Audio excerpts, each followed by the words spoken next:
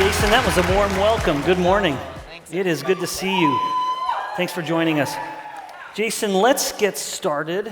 Yeah, Jason, your voice has been one of the most clear, eloquent, and impactful voices in this whole ecosystem of metabolic health. We are so happy to have you here with us today. Yes, thank you. So our audience can get to know you a bit more. Tell us, how did your history of treating patients with kidney disease lead you to more of a focus on fasting as a core therapy for treating disease?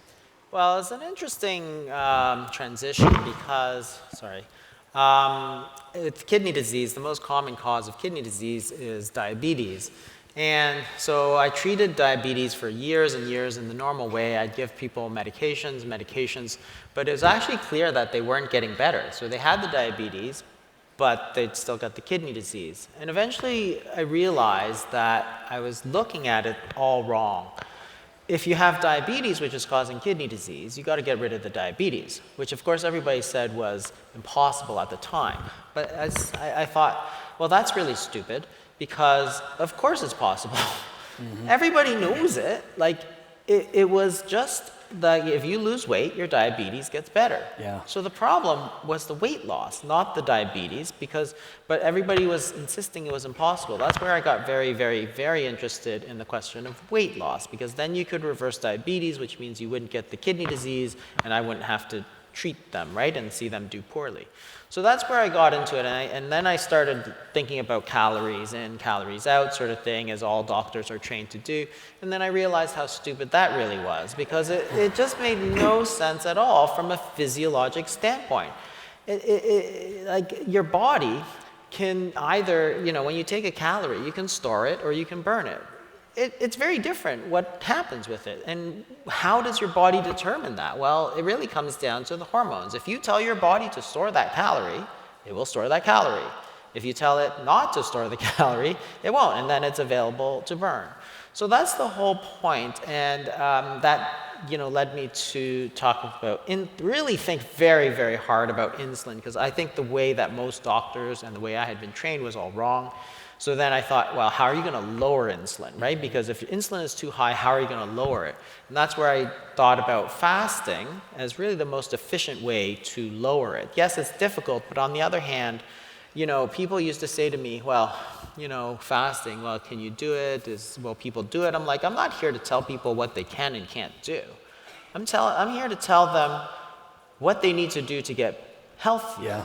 Right? And that was where I really started talking about fasting, about diets, because no other doctors were really talking about it. And it's crazy to me that lots of people have come up to me and said, oh, I watched you on YouTube or something.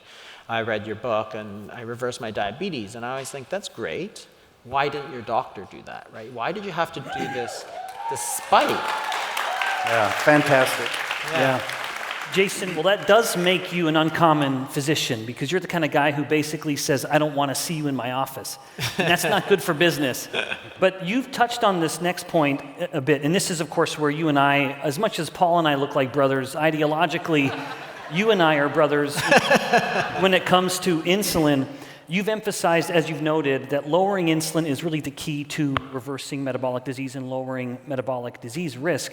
Walk us through just a brief kind of physiological primer on how does fasting accomplish the lowering of this hormone. And you and I, we all know one of the great plagues of prosperity is this chronically elevated insulin. Why is it that fasting brings it down so well? Because it's really what is the flip side of eating. So if when you eat, insulin is nothing more or less than a nutrient sensor. So when you eat, insulin goes up. And your body wants to store those calories.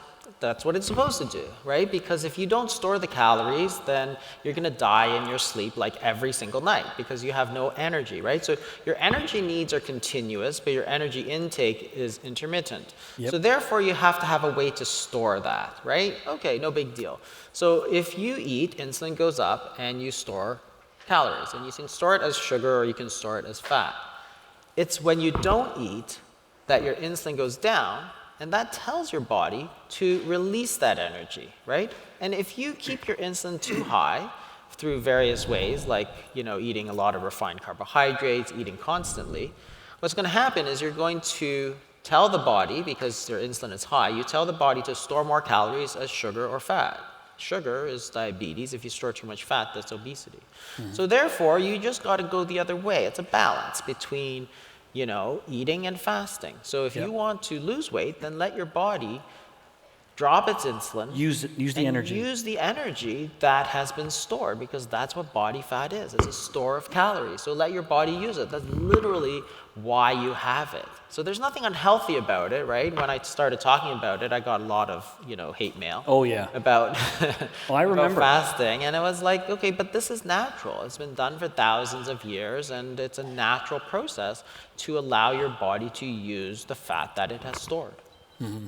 No, that's great. And it's exciting the time we're living in now, because more and more people are appreciating fasting. From your point of view, Jason, what are some of the most common mistakes that you see people doing as they begin their intermittent fasting routine? And what are some quick changes they might incorporate to benefit better? I think the most important thing is people, when they fast, they sometimes feel that they can then eat like a lot more. That's not the point. Like, if you sort of binge after you fast, then you undo a lot of the good. Because remember, what you're trying to do is let your body eat its own fat. So if you don't eat lunch, then you want to eat those 500 or 800 calories from your body fat stores. Then you don't want to eat an extra 500 or 800 at dinner, because then you're just going to store that. Because again, you're eating, your insulin's going to go up, you're going to store that. So you want to eat as normally as possible. Even if you eat, so we do sometimes at the fasting method, we do these 5-day reset fasts. So it's a 5-day, modified fast. The day after, I still eat the same as I normally do. I don't go out and That's binge on key. it. That's key, because what I'm trying to do is decrease, get my body to release it. So if my body is now eating those few thousand calories a day of my body fat, I don't want to put it back in, because now I just undo the damage, undo the good that I've done. It's not the worst thing in the world. Everybody's done it, right? But on the other hand, you just be mindful that you want to sort of forget about it and then just move forward and eat as normally as possible. In fact, with that idea in mind, which I'd heard you express before, to me, how you end a fast can be just as important as how long you fast. Too often it becomes this unhealthy cycle. Jason, final of the big questions here. We, of course, are all very familiar with GLP-1 and the drugs that have been designed to really crank that up to an 11 on a scale of 1 to 10. Where does fasting fit in this era of GLP-1 obsession? Do you see these two things working together, or is one of them going to make the other less necessary? I think they work together very well, so I don't mind. I mean, if you take a GLP-1, what happens is that the fasting is just a lot easier because you're not hungry. And hunger is actually the most important thing to think about when you're talking about eating behavior. And my new book is called The Hunger Code. That's really all about hunger, because if you think about what drives eating behavior, it's hunger, right? So what Ozempic teaches us is that you need to focus on the hunger and not the calories. Because if you think about calories and hunger, what people try to do is they try to decrease their calories, right? But they don't focus on the hormones, so their hunger goes up. And you're constantly fighting with yourself. So you do that for a few months, you lose weight, then a few years, but you're always fighting with yourself until that hunger wins out. If, on the other hand, you focus on the hunger, you decrease the hunger, like with the GLP-1, then naturally the calories also follow. Fasting is interesting because it actually breaks a lot of the hunger cues, a lot of the hunger rules. So if you fast for long periods of time, your hunger actually starts to go down. So patients of mine, they always come back and they say, after they've done it, they've lost this weight, they say, I think my stomach shrank. And it's like, I don't think your stomach actually shrank that much, but your hunger shrank. And you're more sensitive to the cues. The cues, so the conditioned cues that we have. So like, if you're always used to snacking, you're going to get hungry. If you're always used to sitting in front of the TV and eating something, you're going to get hungry as soon as you sit in front of the TV. It's like Pavlov's dog. Have you found that when people start employing a structured fast, they're able to wean themselves off? Because no one wants to be on those drugs. Absolutely. Definitely. Absolutely. Because once you get into the habit, then the habit takes over, right? You make your habits, then your habits make you. So if you think about a habit, like brushing your teeth, for example, you don't have to think about it anymore because you always do it. You always do it. But the benefits continue long after you're done. So therefore, if you get in the habit of eating, say, twice a day, well, it's easy. So I actually eat twice a day most of the time. And it's easy for me because it's not hard, Yep. right? You've So created the structure. you've created the structure. Yeah. Like if you think about the way that people try to lose weight, which is just eat fewer calories, it's completely asinine. There's no structure in there at all. What are you supposed to eat? When are you supposed to eat? Why are you supposed to eat? Yeah. How are you supposed to eat?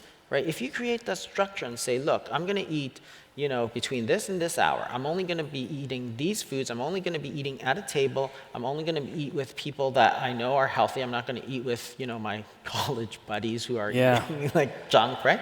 So now you've got the who, what, when, why, and how.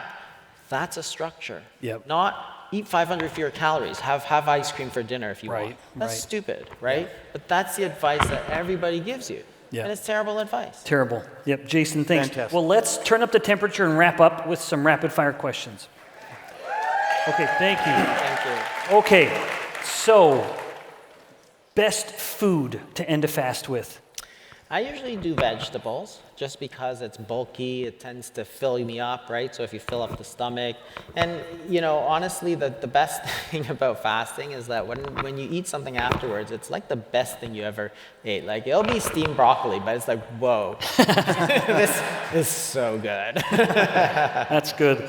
Wonderful. Okay, thank you. What is your, actually, let me skip this one. If someone has a busy or, pretty unpredictable lifestyle, life's just coming at you fast, what's your advice for fitting fasting into that kind of routine without it adding undue stress?